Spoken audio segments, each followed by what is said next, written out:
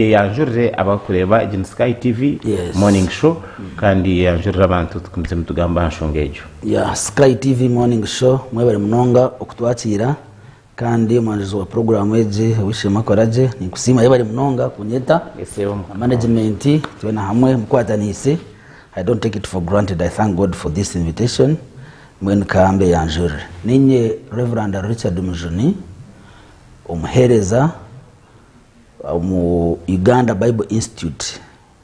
Uganda Bible Institute nitendekere kushomesa abahereza ba mukama abahure n'ababuruzi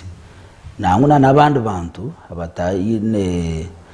bwahure ngo buruzi konka children ministers abakora umuhereza bw'abana nabo nabonto bashomesa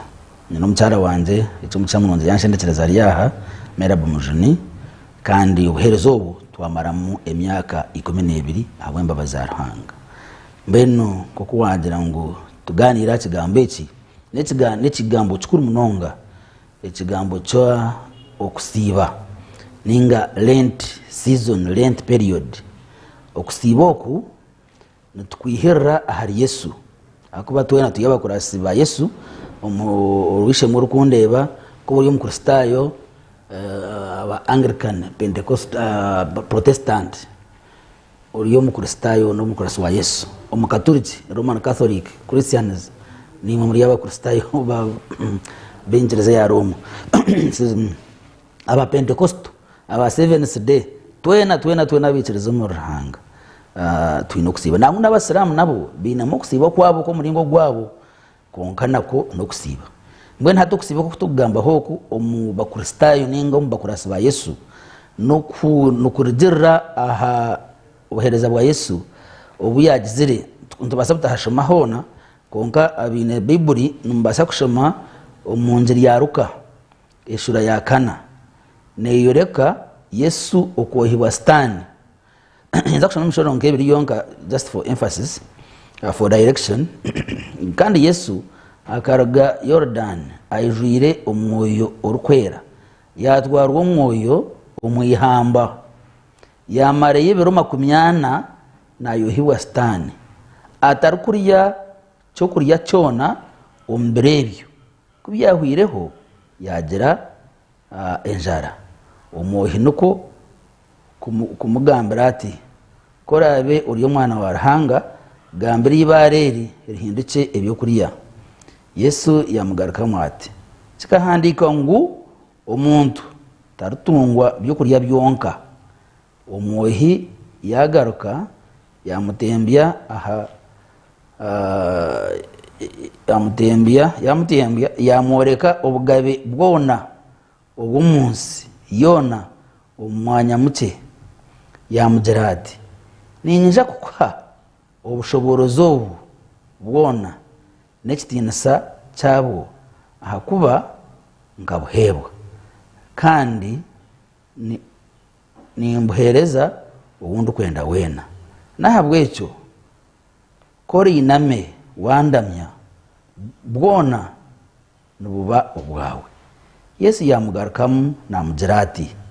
kikahandikwa ngo oramye mukamarahanga wawe ube nuwe wahereza wenka bwanyuma yamwenamira Yerusalemu yamuta ahitungo ya hekaru yamugambira ati korabe uriyo mwana wa rahanga rugaha uguruke uyisimbe ahansi ahakuba kikahandikwa ngo aryaragira abamarika be bakurinde kandi ngo barya kwatarra umukono yabo ngo utakashyikiza ikigere cyawe ahibare Yesu yamugarukamu namugerati kikagambwa ngo utariyose mukamarahanga wawe bwanyuma umwohi stani kuyahereze byona ebiyabire namuhesa yamurugaho okusiya ubu arubono gundi umwanya kandi Yesu yagarukaga raya ayinamana gomwoyo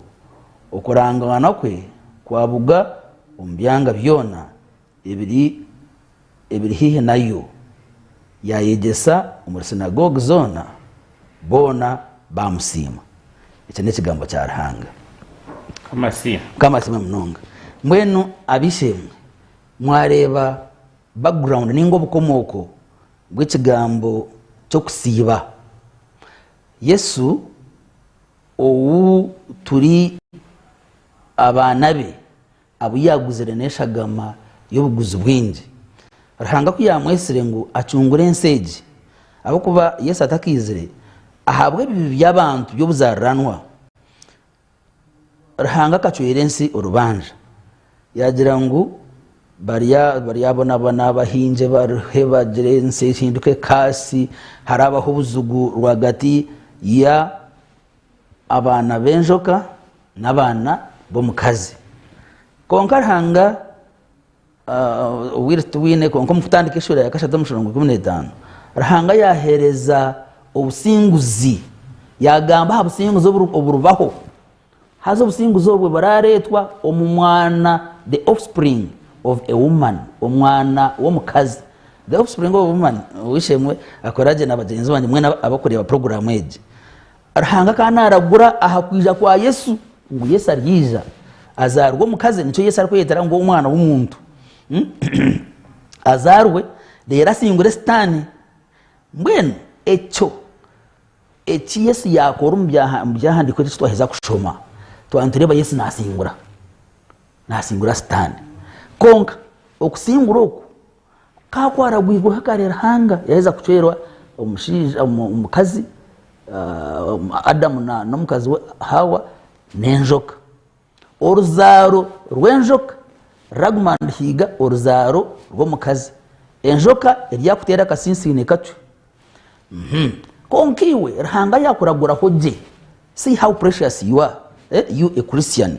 of whatever faith. You are so precious that God prophesied that the offspring of a woman will overpower the offspring of a snake. How? For him, the offspring of a woman will crush the head. Hallelujah. Uwe aratera oriye enjoka ryatera kisinsino. Enjoka ryatera kisinsino. Rero umuntu watera umutwe gwenjoka. Uwe umuntu we ariyatera umutwe gwachi? Gwenjoka. Mwene bakutera umutwe we bakagusitagira ngo crush. Bakutera umutwe bakagusitagira no gumaho. It cannot happen. Cyangwa bansanga wagira ati wafu. Mwenu ebindi bintu byone byahambagara go umuntu ndibasa kufa. Ikigere bakishareho ukuguru bakushareho mukono bagushareho konko mutwe bagushareho tokuba muntu life negarikiraho. Now hati Yesu omukigambo challenge nayoreka abana babo yacungwire itwe noniwe kuturi aboruzaro rw'omukazi kandi uruzaro rw'omukazi urwahirwe obushoborozi bwo kusingura ubushobozi bwo kusingura. Hallelujah. Now obushoborozi bwo kusingura obu mwareba Yesu okuyabutunga nashoma muri nyankore namyenda ngo abantu bozana tutegereza. These 40 days that Jesus spent in wilderness was being tempted by the devil because the devil knew he was destined to lose. Mbwene yatunga omugisha ogwo kumwoha yamuhereza amabara atagahindura ibyo kuri abo pakamanya ngo akamara evuma kumi abamanyana atakurya mbwene ubwari no kufa no kwaho no tiko kurya mbwene hato umuntu mbwene hatabyo kurya kabitariho kari kogeze kandi akawahirwa ubushobozi ngo yansingura mbwene ababare kanga gahindura ibyo kuri yori. Yesu yakozesa ibyahandikirwe yagira ati ngaho kahandikwa ngo omuntu tarutungwa byo kurya byonka kurekana n'ikigambo cyamo koreka ikigambo cyo cyaranga mwana cyo tukugera bishimwe abayinjiriza zona soronga zinokura tara Yesu tokubasa kusingura otakushama Bible kandi yo nangu norebe bye dino binjiza nangu ibona wotajwire ngoro. That's why I love you so much kokano ko mundo tishka mwenu mwena hati ubutu abire ntukura turi mu bushongoro bwitwa Sunday school abazire bitu batwegesa. Oh my God, these people bakabine okore kwangu read your Bible and pray every day if you want to grow. Yes. Read your Bible and pray every day. Pray every day. Pray every day. Read your Bible and pray every day if you want to grow. Tokubasa kura. Utashimira ikigambo cya Mukama. Utashimira ikigambo cya Rahanga. Kandi utashabiri. Okushaba nikimanyisa kweyereka ngu uko urukona ntabwo arahanga n'wakozereko. Ntabwo icyo wija kumusima. Ye bari kunkora umusha yawe. Nakwa arahanga akahanga umuntu umushaye. Umushaye nikimanyisa ngu he gave him his spirit. The breath of life. So now that makes me to be like God because I have his spirit. Now ecyo nacyo kubanza kumusima. Ecya kabiri okumugandara ibiyungumiri. The challenges that I meet on my daily journey of salvation. Nebi hebiyungumiri. Nkamugamba ntazo gukorera hariho mukazi oriya kinkureba ekibero ukuguru kunkureba ekibuno kiya kunkureba erisho riya kinkureba mbwenu nyaka I last after this woman mbwenu mutuma kugenda I last after this money mwena kakutako mwana onaka man kinkareba ntatu mwena kakatayi nyondi yakatunga nkwetenga ente yawe mbuzi yawe byanyu ebyo ushanga byantwara umutuma nahahara no kwahara mwene ibyo byona that all those are lasts food hazana bireberwa kusiba abo kusiba kukabaho amurebe turi ebyo kuriya tureba wa umwana wo mugiga twacoma nawe nojikitwe ngashomera ho bujagani wono cyamanye ari umwana wo mugiga kaje atomworo arise nyindo bambe kata agumana hurchereza asoko asika ari akamwana hati mwe bora zikashata mukura hati umuntu urise nyindo so mwene wahuraka hunka kakafutero mu nyindo orira habihimburira kahunga konka wa marokwezi wa marokwa kabiri mwene ebyo no bisingurota last nkezo ningashi ebyitwetenga nkebyo byona ntubisingura ahabwa amana ngo kusiba ahabwenje omubirogo nje bavuga ngo nakutaho akamanyiso ko musharaba amakuru gacho ngonoza kurwana sana okurgati torkwatwa nshone kwikiriza ku Yesu Kristo yabambirwa oryaguma norwana na mashija neviness na stani ahansi yorangurwe under the banner of Jesus Christ. He's the commander. So you are his troop, you are his soldier, he commands you. Now, yesaha omucyahande kireje twareba ngo ibyo kuriya akabisingura akwa kagira ati omuntu okohigwa ko byo yakabisingura omuntu tarutungwa byo kuriya byonka kuyeho nekigambo cyoha cya Mukama nabwo cyabishemwe ubu nubo bwiro umukisibo butushemire kushoma Bible okukira kutaragishemera. Read your Bible and pray every day if you want to grow. Reka tusomye handikirwa. Tandika ibitabo bakwita Pentateuch ebyendagano enkore byo kubanza bitano ibitabo bya Musebyo. Rahanga nahango umuntu atwarebera umufutandika rahanga na yeta Abraham nangu nataho mwegemure abantu bihagari byabiriho abantu bakwaho abantu umuntu nasingura abantu rahanga nahimo abantu munana nabadomu bwato abono bargamo iherhango noho n'abatabana n'abakamwana n'abageraki n'ebinyamisho byagiremo biharigiremo twareba rahangana hitano nanka Abraham twareba rahangana na kanisa ngandi 12 z'Abisirayeli Abraham Ishaka Yakobo n'ingandi 12 zarigiremo muri Yakobo hata Abisirayeli baza Misiri bamare myaka 830 barigenda bari hatu okuruga. Oh my God, what a shimera story yo kuruga ukareba ko rahanga yakusokono gwa mani okuyiha Abisirayeli Misiri mbukwatu wabimyaka 830 to kubasa kumukosita y'umurungi ukahama eberagiro by'Abalevi okumuratu kuramya okumutwijera okumuhebehembo na ebitambo mwena hati ebitambo byona by'emisabo cy'Abalevi Yesu ngwaro kwiza byona akabikunganya akajya atinye kitambo I am the lamb tumwakide ngufutanga empongano zinduko kwita embuzi entama amiba ngunoza kutambira rahanga hazo ikakiro cyo kuhinguraho baza kurya Misiri rahanga karagira ngo Abisirayeli bona beite entama zabo mero lambs ba shagama yayo bagisiga habite by'emiryango mariko muchwecherezi karaze kwija amanyeje ejeka nayo mukristayo nayo muisraeli nayo yakoraje nayo amujuni obviously kashi abakura tarahanga bona Yesu akujya tumutakaje ngwejeka ngudereje abantu bite urera bahinga abakata bakumanya password we faraho akabatamwa amani ge yagira ati nyonya namani ati ni hari amani ranga yatwanje kureke omushagama ranga numwadambara abantu so igama yendama kuyagira ahamiryango y'abantu ahamajugabo ranga yija yahinguraho Abisirayeli yayita emizigijo yona y'Abisirayeli y'Abamisiri manya bona bahwerekera faraho yacurana nihangirira yona ryahanika yabona kure kora Abisirayeli bakagenda. Now it was at the identification nizo barukuru Passover yokinguraho mwen hati nitwa mukusibomu Passover yitu Passover lamb entameriye y'Ibisire bakatahamiryango yemiti yemiryango y'Abisirayeli hati mutureba Yesu aho nho hakurga na nakiriye cy'abakatolika abantu baza kushembera bajya ngo abesirwa habo rigenye bwa Kristo urebe katama karhanga murebe ugo yawe bibiyenzi tarho ndijo bari Abisirayeli bakacungurwa shagama yentama ziri physical lambs hata entama in human form rahanga yagiye mu iguru yashuma cyangwa ngo akatama koha karhanga the lamb which came from heaven. Now hata ejenta mejo tiyo mu Isirayeli tikusoro shoshora no wagama kagambo karungiye bari munonga you are theologically alert hati rahanga kana shoshora bari bakata kumwicereza kandi nango abahicendezo ababe bizire kwitaba babe nibo bitwa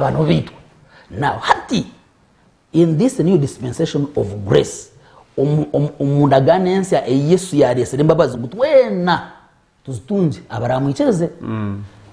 mwena ho takushoshora tari mbasiramu tari ho bedine nanka amene ba borganda nanka tari bagufuna baringwa tari barukwera nabakwiragura bona abaricerzo kumwicereza wena atunge kucungurwoku oku Yesu yaza kubakatama akuba ahajiro cyaha muheru na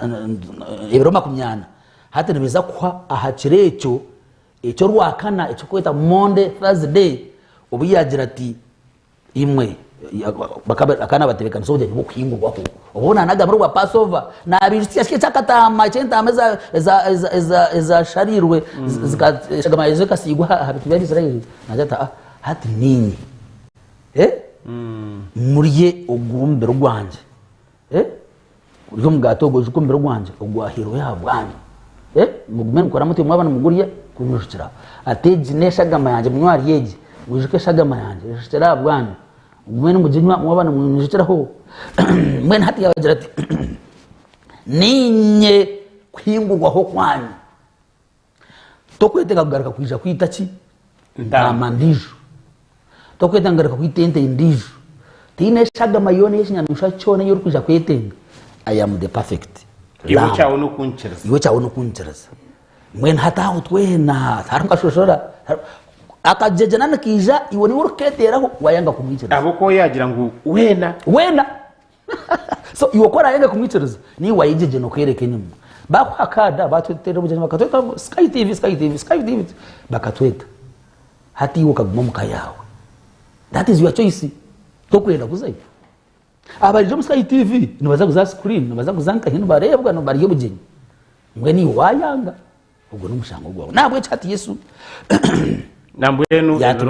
ebiro mushanju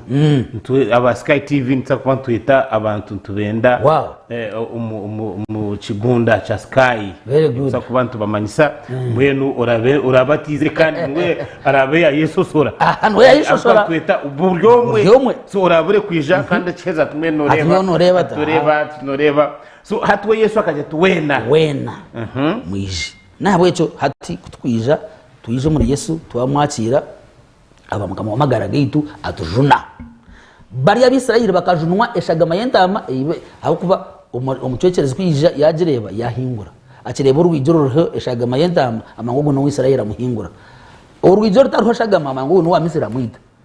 That is how we all collapse and die when and if we don't accept Jesus Christ as our Lord and Savior. So eshaga meje entama ngogu noha ngogu ni ogoyi habi byensi Yohana just simple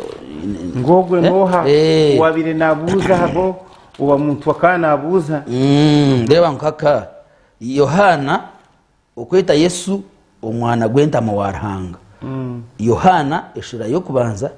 umushorongo gwabru na mwenda kubwa sesere yareba Yesu nija ahari yagira ati reba umwana gwenta mawarhanga orkwiyaho ekibitensi wamara Yohana yamanya Yesu ranga yamworeka yamugamba oguno mwana warhanga orkwiyaho ekibitati tensi kandi buri kibicyona kiri yaciwe borubanja buri muntu we no yine kiba yaciwe rubanja ntabwo bambe twini mu debate yaba nanka aba CAG ababicara ba Anglican ba nanka ni Church of England kwicarza ngo aba CAG bashirane bije bazumukanisa babaramye babahereza umugisha kashe kibi no cyo mugisha. It is not possible. It is a contradiction. That is theological confusion. Echibi tokuchamugisha kuyako you preach no mushoboro byoti obishemu hazamanya ikino tsimura abarhanga umbwiro bwo bwisiwo tshabira basiyaje nabo bakwasirwe. So we love them but we don't love the sin. You love people but you don't we love murderers. We love sorcerers abaroji abis kukunda ebibekora ngani ngenda kumanya nuwe yesere Yohana nuwe yesere Yesu umwana wenta mu warhanga. Yes akwa hine tunabo mubakatu kimana baza kushembera bakira kukikoresa ikigambo icyo washomaho bagira ngo umusaserodoti najya tabesirwa byenye bwa Kristo murebe katama karahanga murebe ogwe yaho byense rero bari bajya ngo ayi mukamati nshemeye ko etumwanje ko tako mwanje bitogire cyo wagamba niza kucira habo kuba n'umwana warhanga ayi no bushoborozi n'intamaye ahenta amazezero zona akija kuzikomorora to set them free from the dominion of sin, the subjugation of sin. Aman gechibi no kugakutu imbajariza nuwaruga twihamo hati nkezo nangambaza last season zona Yesu wenka no yasingwire icyo ashoma icyo kuhibwa hati no reba twabanza cyo kusimbura byo kuriya uyahiza cyo kusimbura byo kuriya kansho bugiga don't we last after property and wealth ukireki zimbe kiringwa kiri hato tukune cyanje ukireba nyanja riyo takanyanja utakirebe motoka cyekipira byanyime bya VIC utatebi ebe byona ngorhanga nanka stana kata Yesu ahitungu adetawa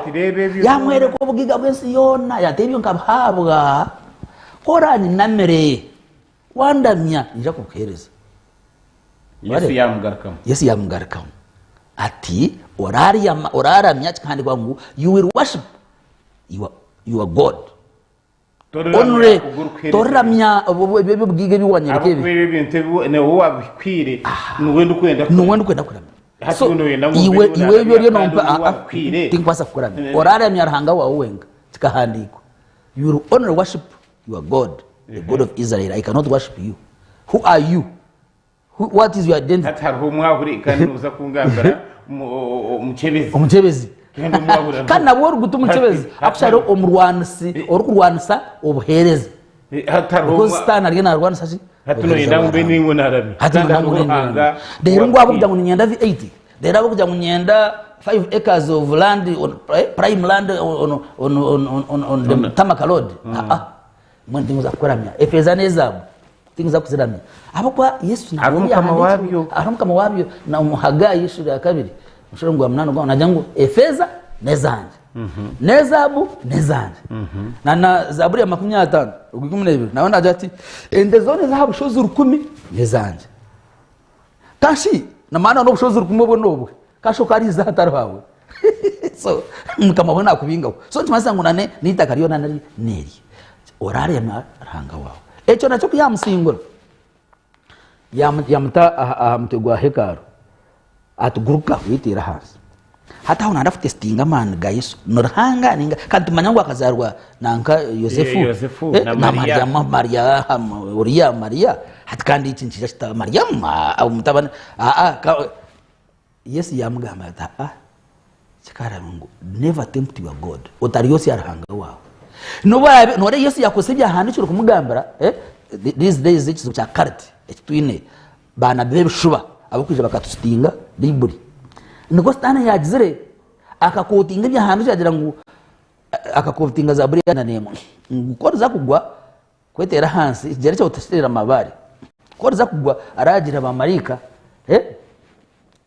bakuteje mukono ubagwe mukono you never hurt yourself when you stumble the Lord will command his angels and they spread their arms in their arms you will fall and you will be protected. So that is what the devil quoted. But you see, we shouldn't work on the instructions of the devil. Stani atashire kugamba kigambo cyona no cyakwa kiruki njoka kikora. Nana kubiha nafu ejiri. Inaza wari tina kigambo cyona cyona stana cyakwa tina kigambo stana cyakwa sikugambara ekiri kirungi. There is no any good and well-intentioned word or command or instruction that you can get from the devil. Seemingly, you would think it is good. Reverend, mazima chigumere ahato goro bunye umuntu akangambira tuzuma imotokeji atkunkandistane atinonja no tramya ho kace batweze bashomi no mano ujana utera ho kace kagoma no mahateri genda kuwa kigamba nareba how people abari uko bari hono basakambinga to ijini bageta ngo neha iryaho za WhatsApp zero groups abo kuzo munyanja ngo nbahi kunka kuba kuzayi batungo ubwiga bwamani they live large konka ubwiga wa stand to rusedera mutabana uningo mwishukuru they are temporary short term momentary ojize byo kuchakara ukabugumerera ngo hara nakasho nango kubeshongore ngo yisha kusande yagira hara nakanda kubeshongwira bagira ngo ize come ize go okuyarka kwizana kuyarka kugenda mwana byastane biri nko mwika okukwiza kacumba bakija sande ngo kubanza kayagenze everyone obwintu zo basebo barebi nabanyabo aba Sky TV chine Reverend Richard Mujuni kandi ogwe ori principal wa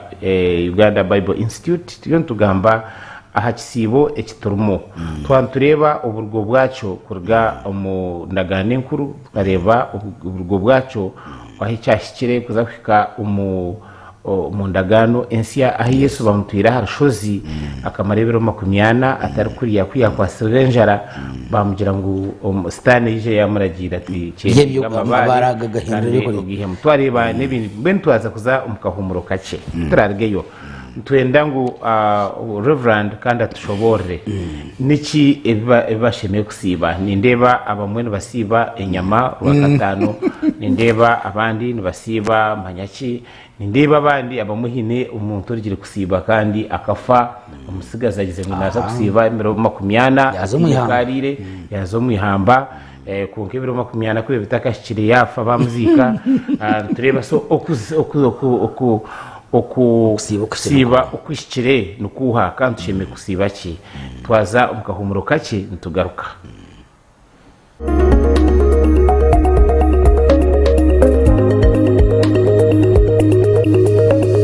Sky TV irakari abantu.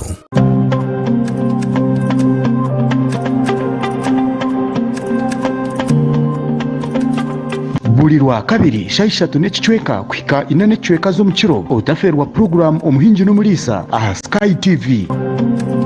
urukwega abahinji okega abakugu nangwa tukakopa nari abo bantu ababasize kuraba omu business age bari kutwegesa kimwe 2-3 okutwakubasa kutunga entasya omu byobuhinji no bulisa obwe turi kurabera omu mataka gitu make rero tyo tukabasa kutunga entasya nyamurungi obwe program age neza kubone kukiboho nyowe kanwa kagamba Edmond principal farmer omuhinji atarukwata mu itaka.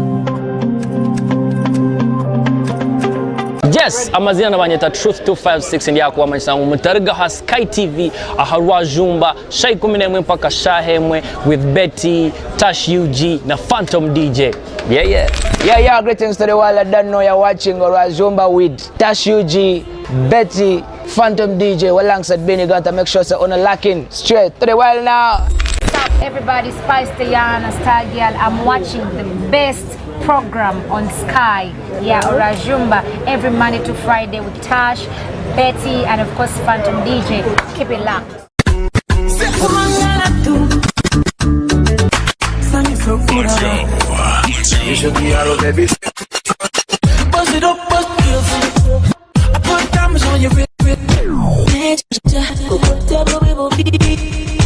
Hey, I'm coming in and I'm not denying. Make a way for me.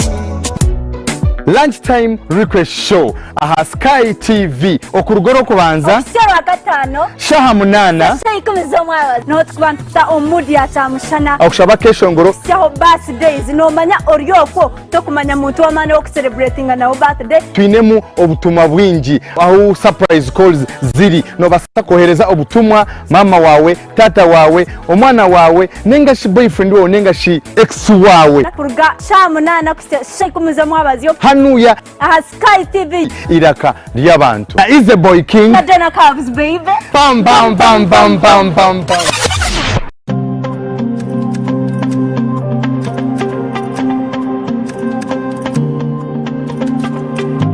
Otaferwa programu y'omukozi buli lwakana shaisha tunechweka kwika 4 chweka zo mukiro nanye omuhereza wawe agaba $10 abakozi abari gukora emirimo yabo emirimo y'umukono njija kuba ntubakuretera aha Sky TV obase kubegeraho iwe omunyeto ryokwe toyine murumo ninga shitoru gukora no basa kwegera aha bakozi aba obase kugira eki wayitandikiraho na nitwe aha Sky TV irakari y'abantu.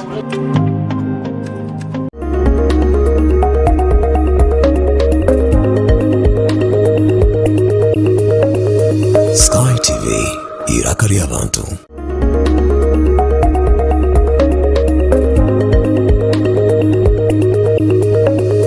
Sky TV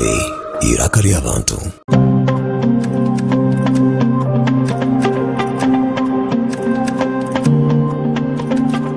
buli lwakabiri shaisha tunechweka kwika 4 chweka zo mukiro otaferwa program omuhinji n'omulisa aha Sky TV. Urukwega abahinji okega abakugu nangwa tukakopa nari abo bantu ababasize kuraba omu business age bari kutwegesa kimwe 2-3 okutwakubasa kutunga entasya omu byobuhinji no bulisa obwe turi kurabera omu mataka gitu make rero tyo tukabasa kutunga entasya nyamurungi obwe program age neza kubone kukiboho nyowe kanwa kagamba Edmond principal farmer omuhinji atarukwata mu itaka.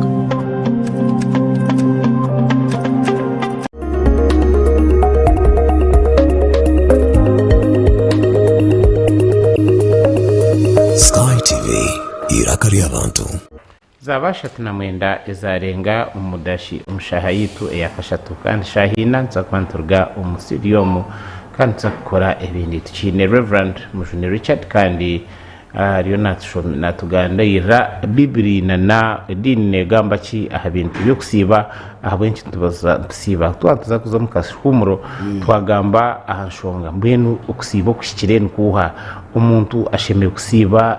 ki kandi ashemeye kusiba ryari kandi ashemeye bamwe basiba ihangwe bamwe basiba nyecuro bamwe basiba amarwa abandi basiba inyama abandi basiba byona so abandi basiba ukusiba kushemeye kubana kutwazibwa kuta umubirebe biturumo ebare nko kutwareba mu Yesu akasibe biruma kumyana byona akata kuriya atakunya ogwe ni Yesu umwana warahanga nangu na nokuruga Rahanga aketa Musa yamutembye harusho Sinai yamara nawe ibiro 20 ibiro 20 ebyo Rahanga kahandika ibiragiro bye yabikwasa Musa ahamba bishate bibere by'amabare bambuka yaje kahansi yashanga abantu garga hansi yose yashanga abantu bahesere enemy batanze kugeramya inyana batanze kugeramya iyo muringa ya bronze yabitera hansi Ranga garka yamweta garka njya kuyandikira ibindi yamara ibindi biri bakunyana ngwen okusiba kwa Yesu nukutandikira ahari yecho Yesu waba omwana w'umuntu urhanga yitiriza ngo ari yabakatama ukuye byense waba omwana w'umuntu akazarwa omukazi konkete gendero kikaje cyo kugira ngo ogu warjuna abantu be omubibi yabo now ito kusiba okutwantu siba okuyesi yatusigire ntubantu wefa atire Yesu ebibi byite bikutuganza byone biturujemo ebibi ebyo buzaranwa manya nyo kukunda ebekiniga umuntu nakujati to kandi baga unashikana kuraje wanje wontora nawa kandi ntura ni ukumanya abwinshi gatura hamwe kandi hamwe umwe nabari yo mukazi wawe ubona mukazi wawe atmwana to kandi baga unashikana teko kuri baga mukazi wa atwitu no manya niwe gashikana mukazi amasi abana umukazi takumanya ayine yo muri we ikiyo takumanya and idin nana kugambira mazima hata urumba kugira ngo true colors have come to light bakwetegereza ati mwenu okusiboku ntubantufa ngutwite ibyo buzaranwa ibiryo muritwe ebitari birungi no bano yitiriza ngo ogwo mu birogo bukutegekere kinji mwe nukutegeka buri izo none ndakugoreka ngo umubiri we I will suppress you because I have the master of the body Jesus Christ mwenu mwambuzo tusibe tutasibe ki eki uze chikuru munonga ekikuru munonga no kwichereza the God or the Lord of fasting who is Jesus Christ. But how do we do it? Obuzaruna bwitu bwabana mutuyimukiramo ukatira ukarwana kandi uyo mwahore n'ingoro yo mburuzi n'ingoro mushikirwa n'ingoro pastor hariho icyo buzaranwa kitagafaga nobore wabiro mwahore konka ukurwana kurumu ubundi korabe no kunda bakazi kurumu kija ubundi kore no kunda ibintu kirebeza kibo utkabata kundeba hariho wazira batire akareke mtwaritana bakachitahansa akachirubata bakaronde tubaza kugira bati bitumbu mwirire baro mushata kwenda kwiho kigere ayibambe kuza kugira bati sende ziyansi yikigereke akatazimanyira ariyo myadini otyo ni wati mwerati obahangwa nkobo wihwa mu ekigambo cyo kusiba okuba nonda kwitwa kwekerezebwa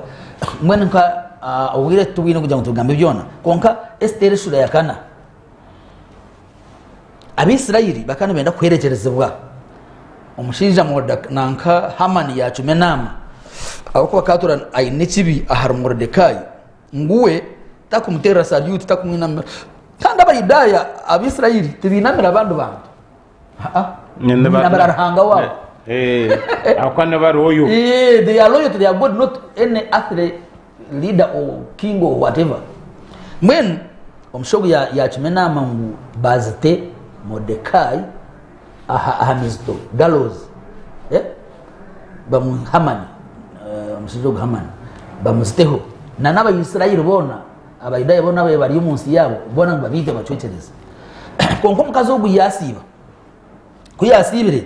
yamanya ngo mukusiba mu mwara atungo businguzi mwenu yagambira kamba shimire station kana just amushorongo gumwebire bwanyuma shiraka n'umushorongo 10 bwanyuma Esther yagaruka yatuma Hasak ahar Mordekai na Majirati abahereza bumugabe bona n'abantu bo mwishaza nabamanyangu omuntu wena yaba mushija nari omukazi orokozo omugabe omubikari byo munda atesirwe hariho ekiragiro kimwe aha muntu nkogwe nuko kwitwa kureka uwo omugabe yimukize nkoni ye eyezabu ngo areke kufa kandi nanye hahingwireho ebiro 30 ntesirwe kushanga omugabe bwanyuma Modekai ebigambo bya Esther bwanyuma Modekai ebigambo bya Esteri atyo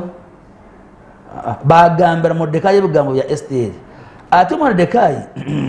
yabagambira kugarukamu Esteri bati otateeka ngu noija kuhonoka ahabandi bayudaya bona ngu ahokuba ori omurinya ruju y'omugabe omushoro gw'ikumunena omanye ngu ku orahuname omubirebi ekyo kuhumuruza no kukiza abayudaya ekija kureta ahandi konka iwe n'enju yasho muri yacu ekyerra noho kumanya ekyakutire omungoma kukutari kwera omubunaku bwakabi nkobo 15 Esther nawe yabaragira kugaruka Modekai ati genda oterane hamwe abayudaya bona abari mu rembo Shushan mwesibye ko ahabwanje mu marebero bishatu nyomushana na nyekiro mutarukuriya no bukwakuba okunywa nanye n'abazana banje twaza kwesibya ko nkimwe bwanyuma yebyo ninja kuza uwo mugabe no bukirabe kitari cyebiragiro kundabe ningwayo ngweyo kama wita simu story tuza kutezayo konka kwesibya kwe nakureba bakandi benda kubita kubacwecereza konka Esteri yabaragira ati mugende mwesibye kwebiro bishatu nyeshiro na nyomushana batakurya kantu kona batakunywa kantu toto fasting mbwenu uko kugamba this is now toto nani nkubuza mbwenu okwesibya kwe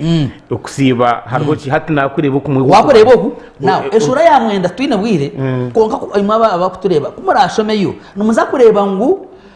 eki Modekai yabiraterireho Esther na echamana yabateri emizite yabirasimbire Modekai na manyanya Esther na n'abayudaya bona kubasibire badishazamu Ruhanga yadishazamu yahindura ntuma gumugabe manya Esther yazo gumugabe noreraga mutkashitari cyebiragiro waza yino ofa konka abo kusiba akaza yuti yamwita yabuza Esther no kuyambeki yamutekereza uko mushije Hamani ari kwenda kubita kwenda kwacecereza eshura ya mwenda leta jangu rahanga yahindura ecyabire cyo kujya gucecereza abisirayeli kutandikira Modekai na numuhara Esther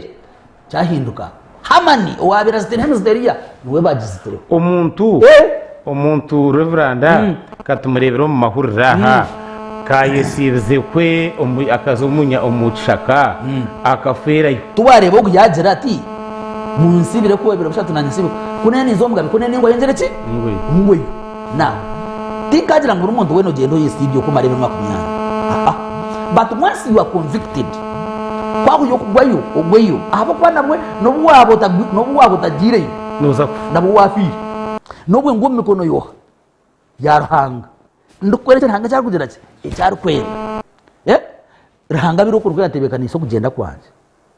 abo kuba ombiro gunori Yesu na rahanga kuya nagira ati torutungwa byo kujya byonga n'ikigama cya rahanga wareba mwene yazayo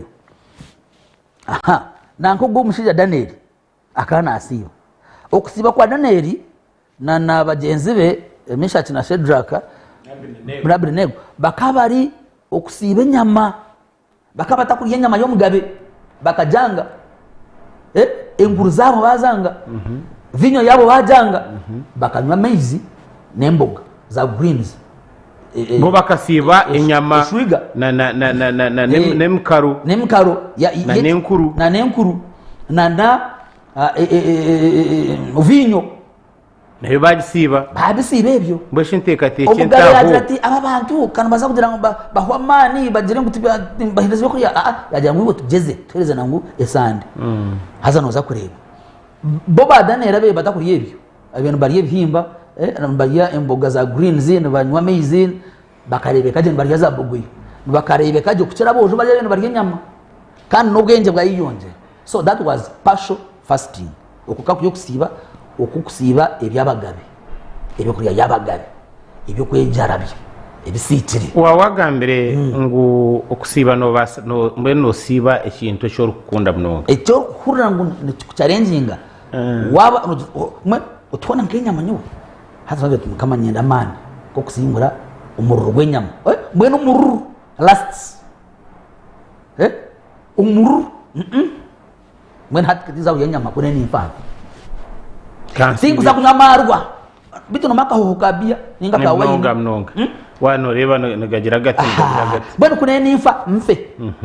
tingu za kunyamarwa wacha reba wano kunda nka chai magaraga wotoka addictions ebintu byone bikuchallenge bikutorema addictions mbeno hati araba bakunda intebe zo misho zikabatu buzo businje mwana hatikanze nyuma ndiye kunda akija wamwakira umbugihu nangwa mwini barga mbagenda bagenda wotamugandira izindi ambane nkiwocera kubakiri ibone inakizo biyone bagenda nakwandikira ka message atubona buzimagara gatuwa mayangu natahubye nyo unashinyuka nta kureba ubundo kwetungura pride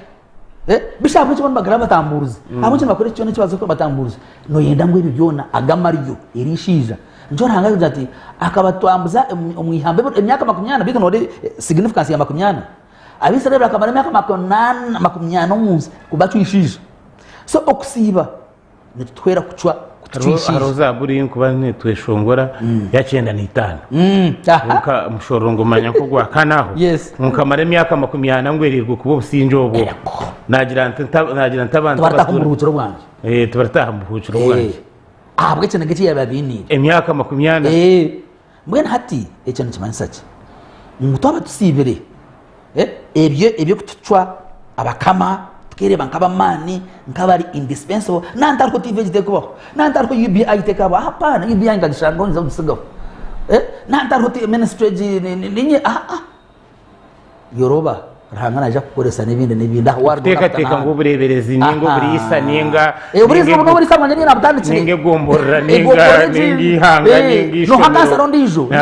ninga TV nkeji yes ninga TV nkeji bana hati tusibo muri ngogo number 1 abo kubasa kwerekereza byona total fasting ahabwe cyo cyamanore kikaciri matter of life and death bakaremera kwa cyekereza kandi kubasibire uwabe nanda kwa cyekereza ubaziteho iba kwita bomeranga kwerekera nkici munguritere nanka rikagaruka kwegarra that is what Mordecai suffered akatako emizito ngubaziteho Mordecai na Esther nabane unka ranga yakindura abo kusiba baba nubazito Nehemiya uhendere umugamba hati kora heze cyo kushobora uhendere